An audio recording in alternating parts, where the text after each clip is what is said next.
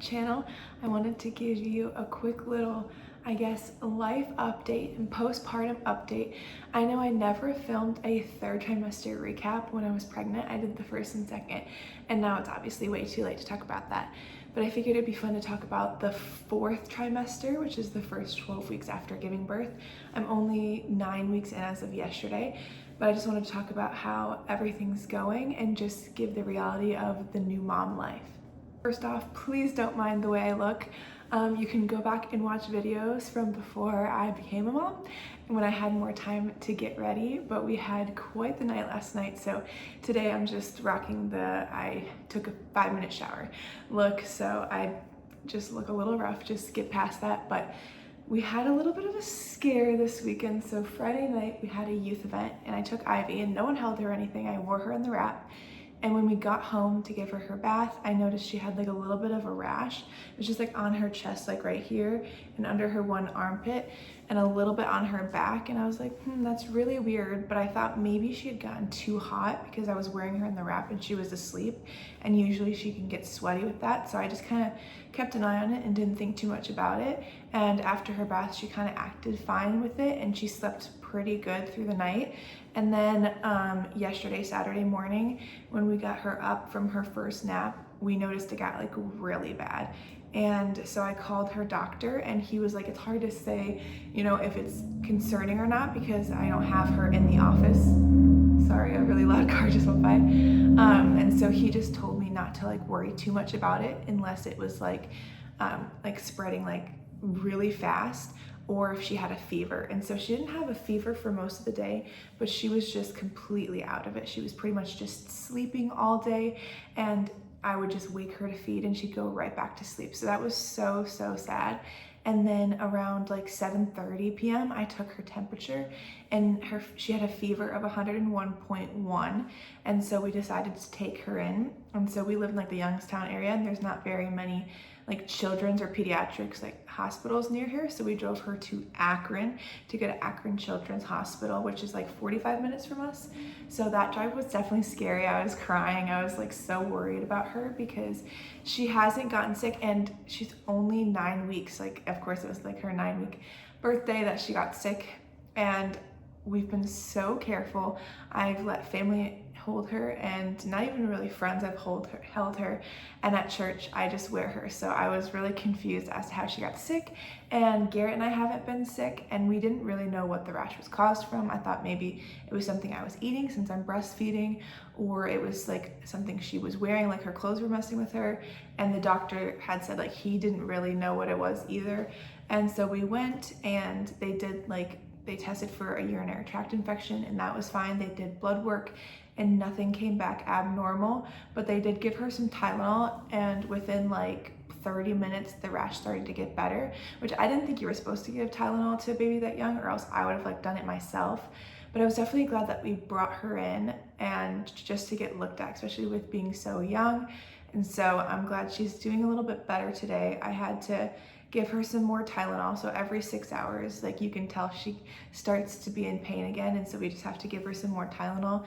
But it's just so sad. And I feel like the mom guilt of like, I did something wrong. And I know I like couldn't have prevented this. I just wish I knew what it was. They just deemed it as like a random virus. And I just wish I could have prevented it in some way. And I know she's breastfed, which like gives her so many good antibodies, and my body like knows like when she has a fever and stuff, and it can like change my milk to help her. But I just feel so sad. She's currently napping and she's been napping for an hour. And so they told me just to like let her nap for as long as possible. And she's still been eating really good, which has been like amazing. And I'm just hoping she gets better soon because it is so sad. But like that's the number one thing that I don't think I was ready for as a mom, or like no one can really prepare you for that, because I knew that I would love her so much. But then when she's here, you realize like Garrett and I care about her more than we care about ourselves pretty much. And so seeing her sick, I felt so sad, and I just want to be sick instead of her. And that's been like the case since she was first born, because I don't know if you guys watched our birth vlog, but she was jaundiced and she had to be under the lights, and it was so sad. And they kept pricking her foot every few hours to check her like blood sugars and jaundice levels and everything. And that just like broke my heart, the time in the hospital was not a good time for me. And so I know like in our videos, everything seems like super happy and like we just show like the highlights. And so I felt like I should make this video for other moms just to see that it's not all like amazing, which I'm sure people know, but I just want to be honest and transparent on how things went. And so I know we did a birth story, but I was in labor for like about 30 hours from the time I got to the hospital to the time she was born. And she was born on a Saturday, and then we didn't leave until Tuesday afternoon. And so I was expecting to, like, after I had her, like leave within the first 24 hours. And that clearly didn't happen. And unfortunately, the pediatrician that was working with us was just very rude to us and, you know, made me feel like I was being a bad mom and was really pushing formula on us and was acting like it was our fault that she had jaundice and all these things. It was just a very traumatic experience. I don't want to say traumatic, like, I don't want to use that term lightly because I understand that some people have really, really terrible births, but going back to the ER last night was bringing back so many memories of being like stuck in the hospital with her. And so I realized that there is some like, not PTSD, but just some like trauma there that I probably should work through, because I don't think I've given myself the time to even think about what happened and how hard that was for me. Like, I felt depressed before we even got home. Like, I thought I had postpartum depression while I was still in the hospital. And the hospital is the place that you should feel that you're being supported and cared for and helped. But I just wanted to get out of there so bad. And it's nothing against my doctor. I loved my doctor and she was amazing and she really helped the delivery. Like, I should have probably had a C-section, but she allowed me to do a vaginal delivery and it was obviously safe. It was just the fact that my water had been broken for over 24 hours. And everything was fine, and I had torn really, really bad, and she took care of me and everything is doing good. But it was just the fact that that hospital doesn't have a great like pediatric care unit. I don't know what you consider it. And so I think next baby I'd probably look for somewhere that did have a better one in case I had to deliver early, again like I did with Ivy. And I'm sure the situation and the experience would have been a lot different if she wouldn't have been born at 37 weeks in one day. If she would have been full term, she probably wouldn't have had the jaundice and we wouldn't have been so worried about her weight gain because she wouldn't have been so small. So I'm sure my experience would have been a lot better, but with having gestational hypertension with her, I probably will get it again. I hope I don't, but the chances are higher that they'll want to induce me with my next pregnancies as well. So definitely something to look into is to make sure that they have a good pediatrics like floor unit and that they advocate for you instead of like tearing you down and making you feel bad, because I still don't look back at the time in the hospital with like fondness, and I wish I would have looked back at it as like the sweet time of like becoming a family of 3 and meeting our daughter. But instead I look back at me I was a wreck. I was sobbing all the time.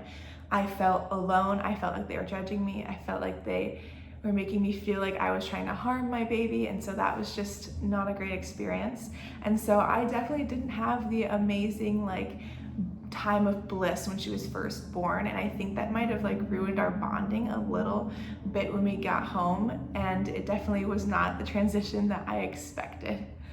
And obviously she's an amazing baby. I love her so much, but it was definitely a challenge with her being so small. She ate pretty much 24/7 and she was just upset. Like the first like week or two, she obviously just pretty much slept. Everyone was like, the newborn stage is so easy, they just sleep. And for the first week I was like, this is pretty simple. Like, I am not getting very much sleep, but she'll just fall asleep anywhere. She loves the car. She'll just sleep in the car when we go places. She'll fall asleep on me, Garrett, anyone that was holding her. And so I was like, this is pretty good. And of course I was healing and I was in pain and I was navigating trying to raise a child and not be close to family. And Garrett unfortunately didn't get a long paternity leave. He only got 3 days. And so with him going back to work, luckily his mom came and stayed. His sister stayed for a few days, and then his mom. And then every weekend we kind of had visitors like my mom and sister. So for sure, if you have your village, if you have your family nearby, your friends nearby, take as much help as you can get, even if it's someone just to sit there and keep you company, because I feel like that's what I needed the most.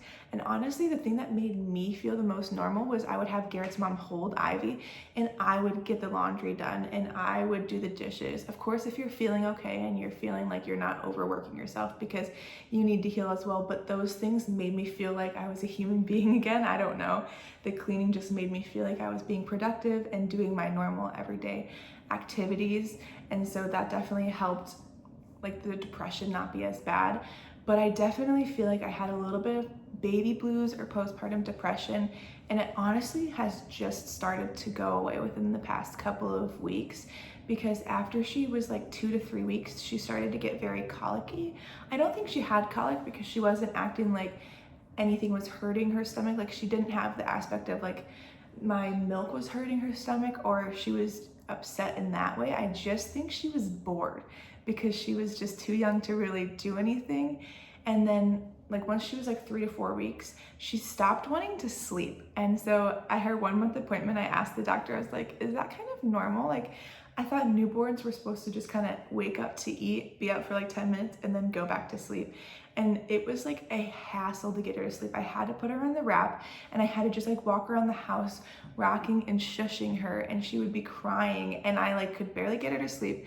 And the only time she wasn't fussy was either when she was eating or when she was sleeping, and she never wanted to go to anyone but me, and even with me she was fussy unless she was asleep in the wrap. And so that was a really tough time because I would literally have to hand her to Garrett to go take my shower, and I could hear her screaming for him while I was in the shower. And it's not because she didn't like him.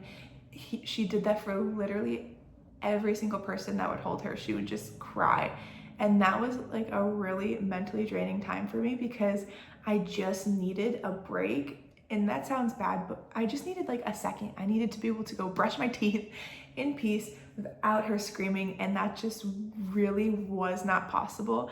And so that was very tough, especially being here all day long from 9 to 5, completely alone with her, with no friends and family nearby, and there's really nowhere here to go. There's not very many areas that I can go alone and stuff. So I was definitely going a little stir crazy.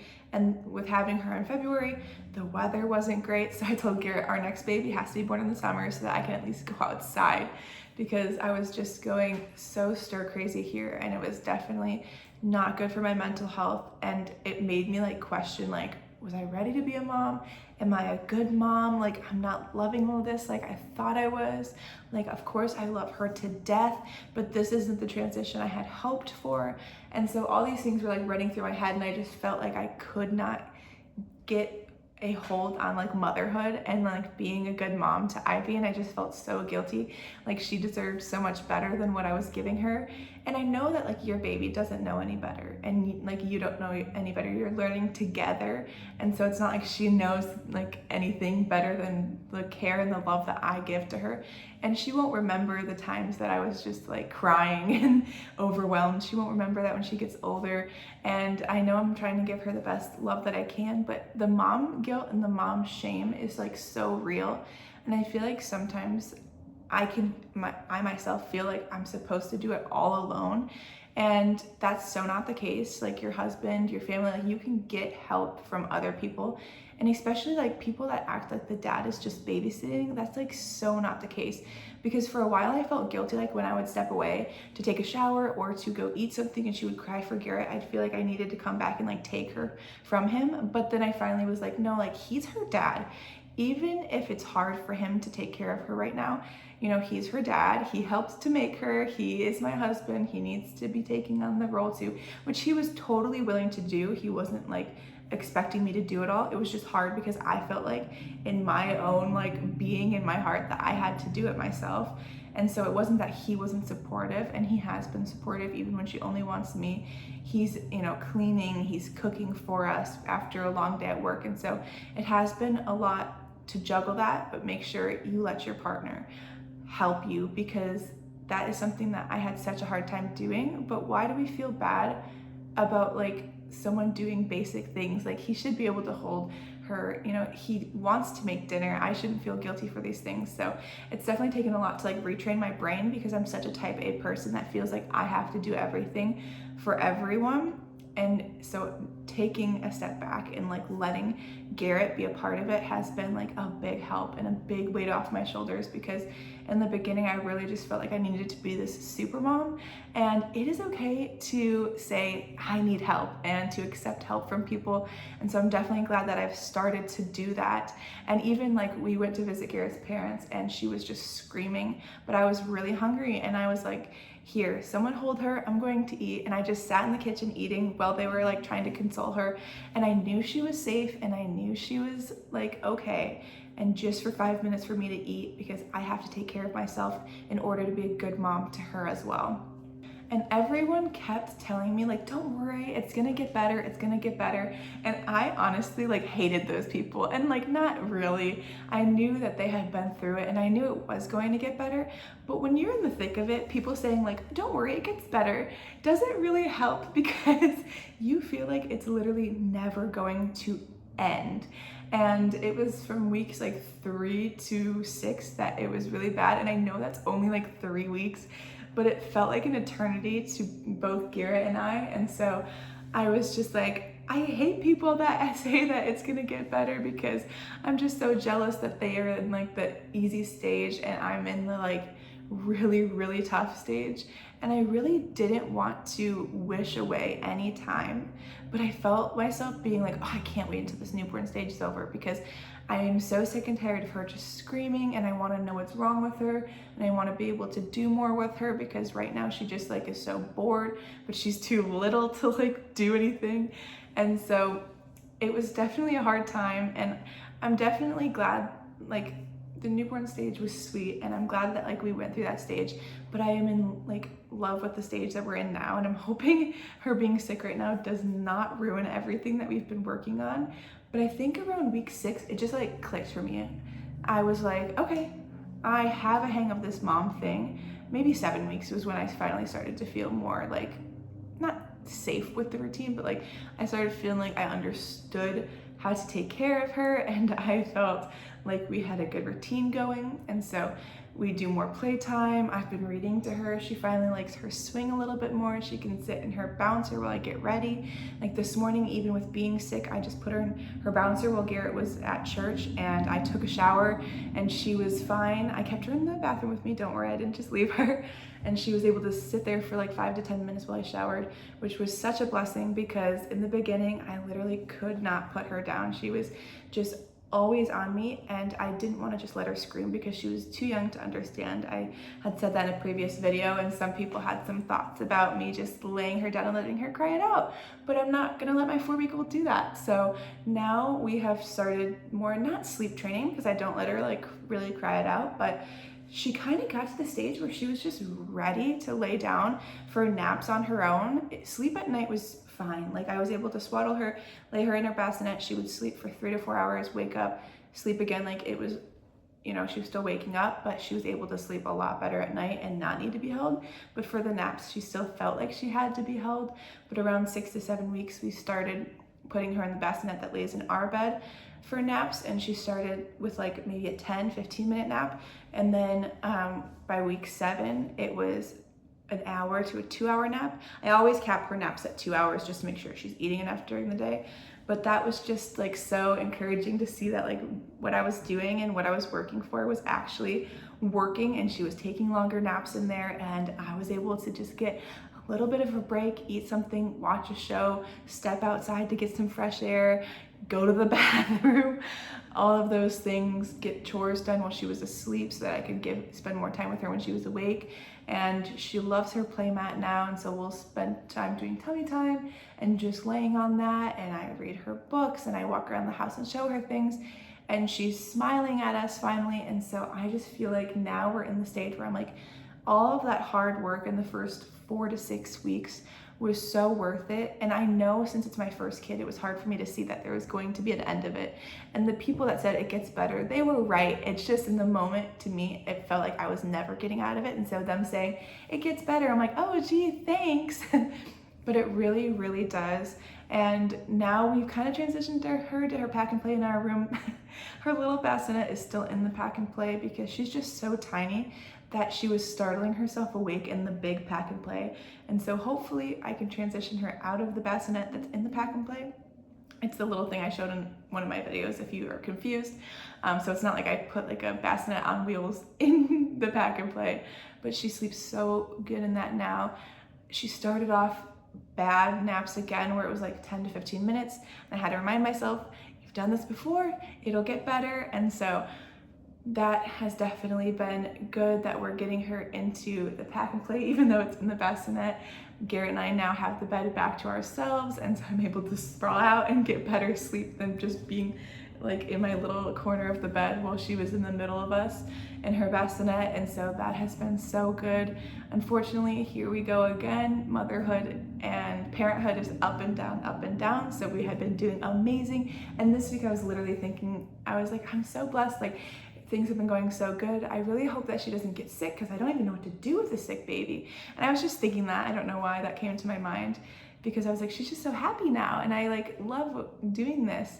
And then she got sick, and I just feel like so helpless because I know I can't really do much. I've just been giving her extra snuggles, and it's just so sad. Luckily, she's not been like inconsolable. We can hold her and she's pretty calm. So that's been good. And we're just taking in the extra snuggles. She falls asleep on our chest again, which she hasn't done since she was like 2 weeks old. So that's been sweet. But I'm like hoping that this is not gonna like make her regress back and not like take good naps. I mean, she is taking a good nap now, but I just think it's because she's not feeling good. And I'm hoping that this doesn't mean that she's just gonna cry when she's put down, because right now, when she starts feeling like sicker throughout the day, she just like does not want to be put down, and I feel so sad for her. And I just love her so much. So even through that time where I felt like I cannot do this, I don't know if I was meant to be a mother, that goes away. And if you're a new mom or you're about to be a new mom, it is harder than you think, and you can try to mentally prepare yourself as much as possible. Like, I had been a nanny. I have younger siblings that are much, much younger than me that I had seen my mom take care of and I'd helped her take care of. And I was like, I think I've got this mom thing. I've pretty much done it my whole life. I've been such a mother. That's always been my character. And it's so much different when you actually experience it. And so you can try to prepare yourself, but just be gentle with yourself in the beginning, because it's going to be hard. And there might be times where you're like, what am I doing? Why did I do this? Should I have had a kid so early? Should I have waited? Should I have this? Should I have that? You're going to second guess yourself, and that is normal. You are the perfect mother for your baby. You're the perfect parent for your child, and you have got this. And I'm excited for these next stages. I'm actually excited seeing her growing up and seeing all the things that she does now, seeing her like grab at her toys and smile at us and just coo and be happier than she was when she was firstborn, because that was making me so sad that she was not seeming to enjoy life.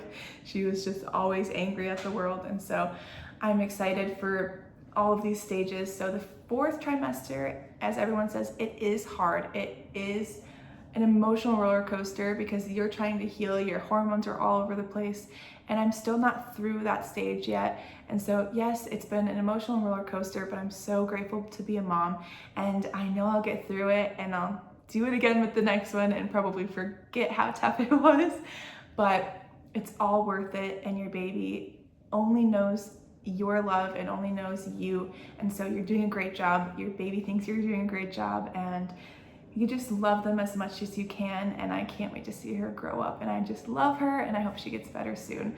But yeah, I just wanted to make this video and show you guys, like, we show a highlight reel on social media. Obviously everyone does that, and with our, you know, different YouTube videos, YouTube shorts, the TikToks I make, like, it seems that everything's great and we're always happy, but it is hard, and it has been hard. So I just want to be transparent and share that. So I hope you liked this video and just a little talk with me, and make sure to tune in for the next one.